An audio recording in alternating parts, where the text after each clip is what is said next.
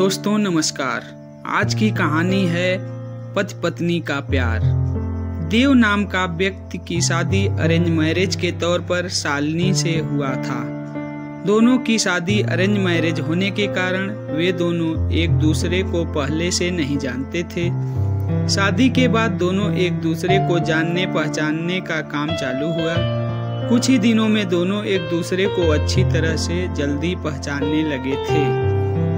जब दोनों में अच्छी तरह से पहचान हुआ, दोनों एक दूसरे को समझने लगे थे, तो देव को लग रहा था कि उसे एक बेहतर ही पत्नी मिली है, क्योंकि उसे पूरी तरह से समझने के बाद उसे समझ में आ गया था कि लव मैरिज करना कोई जरूरी नहीं है। अरेंज मैरिज में भी अच्छी पत्नी मिल जाती है। दोनों की नई नई शादी हुई थी, इसी कारण से दोनों एक दूसरे को अच्छी तरह से समय देते थे। उसके बाद दोनों एक दूसरे के काम में हाथ बटाया करते थे। पति पत्नी दोनों में खूब ज्यादा प्यार होने लगा था। अब उसकी पत्नी भी देव को समझ गई थी और उसे किसी भी प्रकार का कोई काम या किसी प्रकार की कोई सामान की जरूरत पड़ने से पहले ही उसकी पत्नी उसके सामान हाजिर कर देती थी। एक दिन देव अपने दोस्त सूरज को अपने घर दावत पर बुलाया था। देव और शालिनी का प्यार देखकर सूरज बोला, तुमने तो अरेंज मैरिज की है, लेकिन तुम्हारी पत्नी बहुत अच्छी है, तुम्हारा बहुत ज्यादा ख्याल रखती है और तुम दोनों भी अच्छी तरह से अपना काम कर रहे हो। तुम्हारी पत्नी तो बहुत ज्यादा खूबसूरत है और हर काम में तुम्हारा बहुत ज्यादा ध्यान देती है। तुम बहुत ज्यादा खुशकिस्मत हो, अरेंज मैरिज होने के बावजूद भी तुम्हें इतनी अच्छी पत्नी मिली है।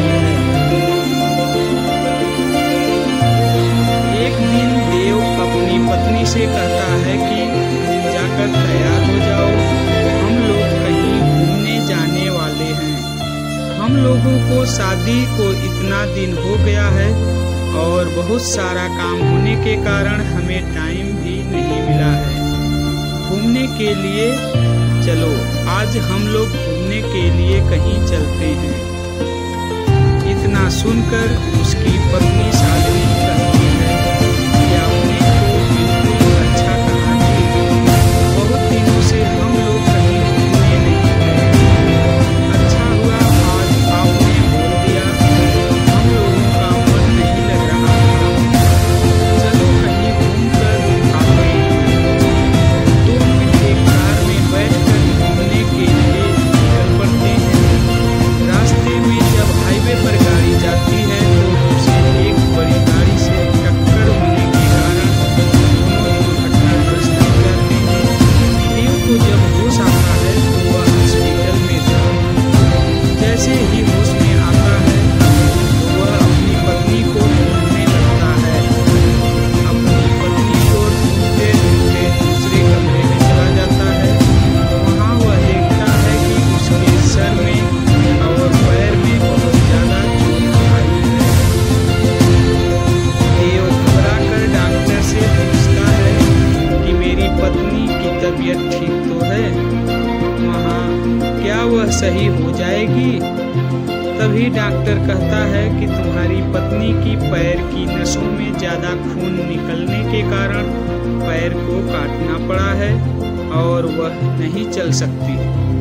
इतना सुनते ही शालिनी की आंखों में आंसू आ जाता है और कहती है कि मैं तो आपके ऊपर अब बोझ बन गई हूँ।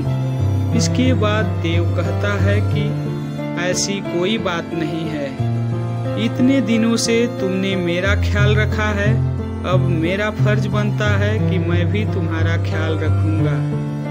अब दोनों साथ मिलकर अपने घर की तरफ रवाना हुए। घर जाकर दोनों एक दूसरे के बिना ना रहने की कसम खाई। फिर उसके बाद वह अपनी जॉब को छोड़कर घर से ही वर्क टू होम मतलब वर्क फ्रॉम होम किया करता था। साथ ही घर रहकर अपनी पत्नी की मदद तथा उसकी देखरेख में उसका मदद किया करता था। इसी तरह एक दिन फिर सूरज देव का दोस्त उसके घर आता है और कहता है कि तुम तो अब घर के काम करने लगे हो, तुम बहुत अच्छा बिजनेसमैन हो, तुम अपनी जिंदगी क्यों बर्बाद कर रहे हो एक लड़की के कारण? तुम अपनी दूसरी शादी कर लो, चाहे तो इसे भी अपने पास ही रखो, लेकिन तुम कंपनी में चलो काम करो। इसके बाद देव कहता है कि मेरी पत्नी से बढ़कर मेरी जिंदगी में कुछ भी नहीं है। मैं उसकी देखभाल हमेशा करूँगा और करता ही रहूँगा, क्योंकि हमेशा से ही मुझसे प्रेम करती थी और हमेशा से ही हम लोग पति पत्नी आपस में प्रेम करते रहेंगे। फिर वह अपने दोस्त को कहता है कि तुमने एक बार आया था और मुझसे कहा कि तुम्हारी पत्नी बहुत अच्छी है, तुम बहुत खुशकिस्मत हो, तुम्हें ऐसी पत्नी मिली है। फिर आज क्या बात है, तुम इस प्रकार की बात मेरी पत्नी के बारे में कर रहे हो?